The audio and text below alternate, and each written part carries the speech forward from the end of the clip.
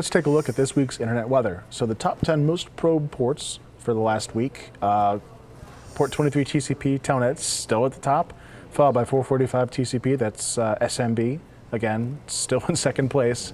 AT&T is up 7 spots, although it's hard to say what that specifically is for, because there's plenty of different web servers that run on AT.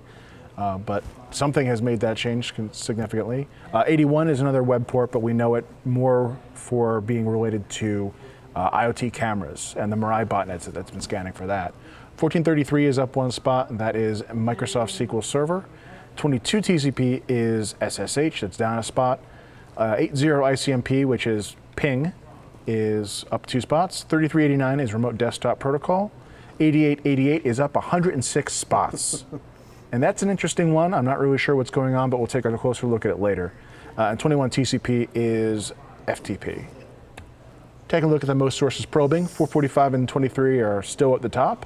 8080 has moved 1 spot. 5431, which we talked about in the Broadcom bug, that is down by 1. 80 TCP is in 5th. 5555 is Android Remote Debug Bridge, which we've seen a lot of for a while now. That's only really moved 1 spot. 37215 is up 15 spots. We'll take a closer look at that. 80 is in 8th, 81 is in 9th, and 31 ICMP, which is Network Unreachable, is actually up by 6 spots, which is interesting because typically that is known as a response. I'm not really sure what to make of that either, but it may just be that a large part of the network, when we measured it, was experiencing some sort of unreachable states. So that could be it.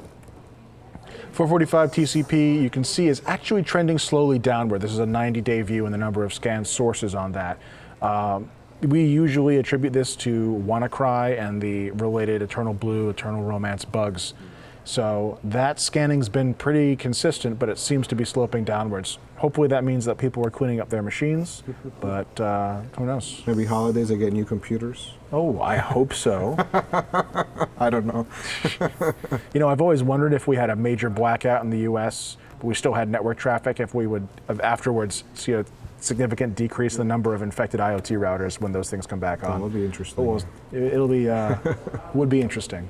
Port 23 TCP is telnet, and that's been sort of on a regular pattern of waving up and down for a considerable amount of time now. We haven't seen too much change here in quite a bit, and this is a 60-day view of the scan flows.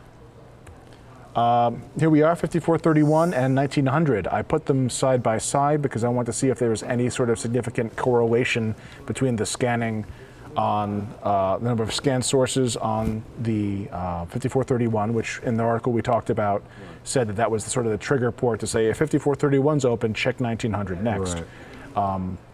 There's no significant amount of scanning change in the number of flows on 1900. So maybe the number of, because they're scanning the entire IP space. So some tiny fraction of that is going to actually be listening. Right. So there's probably no real correlation between these two, right. But I figured I'd take a look at it in light of the story that we had. Yeah, and if they don't get a response from 5431 and whatever, they just keep going, right? They just keep going, yep. So these are scanned sources on port 37215, which is related to the Huawei HG532 device. It's a remote code execution bug, and we've talked about it on the show before. However, in the last week or so, we've seen a massive uptick. The number of sources, most of them are in the US, China, and Russia. And you can see this is in the order of thousands of scanned sources per hour. So we're coming up around 9,000 scanned sources per hour here. Yeah, so someone's busy. Someone is busy. Yeah. Now this is something we have been tracking for a while at a much lower rate of scanning, and now it's up around 9,000 scanned sources per hour. So someone is interested in this vulnerability more than they were before. This is port 8888, and to be honest, I didn't get as much information on this one as I had hoped that I would.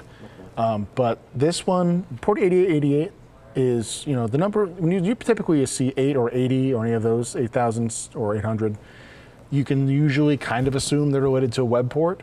Right. Here, the only references I was able to find were to this VPN company called Private Internet Access, who uses that in some of their connections. Although to see scanning like this, I'm not really sure what to make of that. Right. Usually a VPN company doesn't have like a whole ton of different endpoints that you would see this traffic out to. But I think they're pretty big. But They are a larger VPN provider.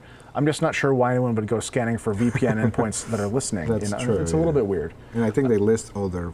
They do. I mean, you would have to list those endpoints in order to connect to Yeah, the service. So what's up? Yeah, right. Yeah. So unfortunately, I can't say too much more about it than that. We'll find out what it is. Yeah.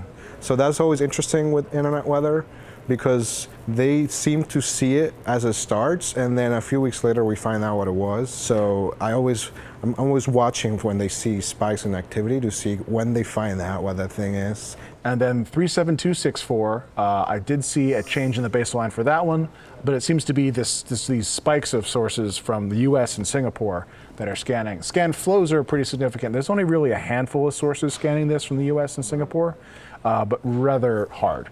And this is a bug that was from 2014. Sercomm is the provider of these devices, and Linksys and Netgear, white labeled them. So the bug, if you're interested in looking at it, you can go dig it up. But that seems to be what they're looking for here. And that's our internet weather. Cool.